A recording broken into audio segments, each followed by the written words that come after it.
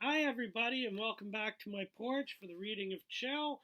I want to give a special shout out to all the students in Prince Edward County who I just found out this morning has this as part of their curriculum for their at home schooling.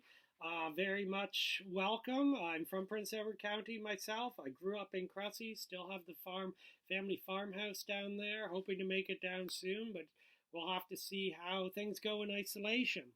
But I'm really happy to know you guys are reading this. The school in it was based on the layout at Prince Edward Collegiate Institute, PCI, in Picton, which was just the high school when I was there. But I understand now it's a public school, elementary school, and high school. So welcome, and let me just have a little sip of coffee. Reading. Here we go. Chapter 12. Yesterday or whenever you were, the previous chapter, we left off when a sketch of Mr. Sphincter appeared on a Crime Stoppers segment, and the sketch looked suspiciously like something that Chill had drawn. The next morning, it was all over the school. "Did you hear what happened?" was the first thing out of everyone's mouth. I played dumb, something that had become increasingly easy to do. I heard he was arrested. I heard he's wanted across the country. I heard he's on a 10 most wanted list. I went and loitered outside the teacher's lounge to try and find out what had happened before I confronted Chill. I heard Mr. Sphincter's boisterous laugh. When I peeked in, I could see the teachers surrounding him, listening intently as he told a story about the whole ugly incident.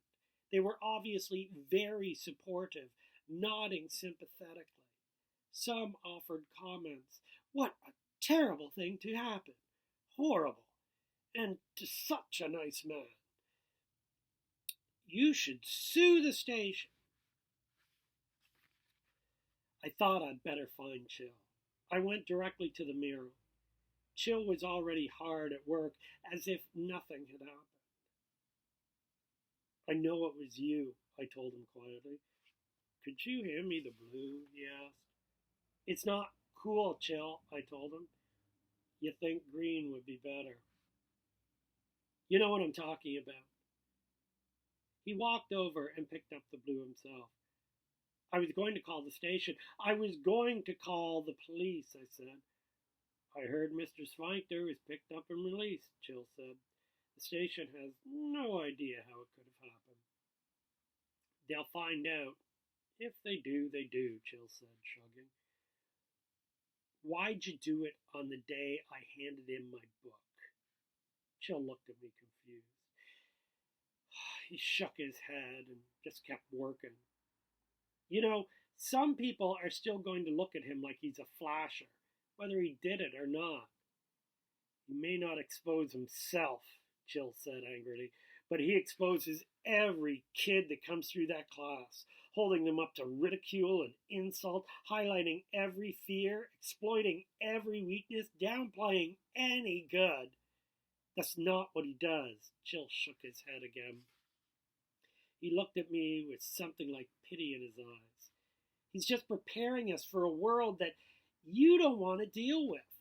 A world where everybody doesn't dote on you, encouraging your strong points," I said, looking at the mural, "while overlooking your weaknesses." I looked at his leg. "Do you honestly think we can ever dream of accomplishing half what these people did?"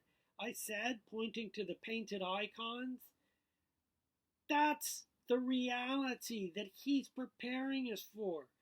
Maybe you should be thanking him instead of setting him up." "What reality is he preparing you for, Sean?" he asked.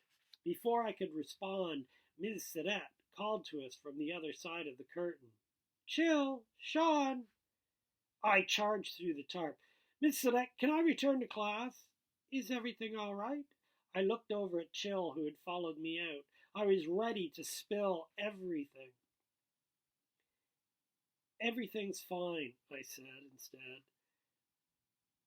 It's just the finishing touches, and I'm in the way more than I'm helping. Is that okay with you? She asked Chill. That's fine. Okay then, thank you, I said, and I laughed. I'd just made it to the corner when I heard Miss Sedette say, "That's a strange thing that happened to Mr. Sphincter, wasn't it?" I stopped. Yes. I saw the drawing on the news last night. It was an incredible likeness. Chill said nothing. I heard the two of you don't get along, she said. She waited for Chill's reply. It didn't come. Anything you want to talk about? Miss Sedette asked. No, Chill said. If there's a problem, I'd like to know about it, she said. It was obvious she wanted an explanation. He belittles everybody, Chill said finally. I haven't seen that. He's not that way with the teachers.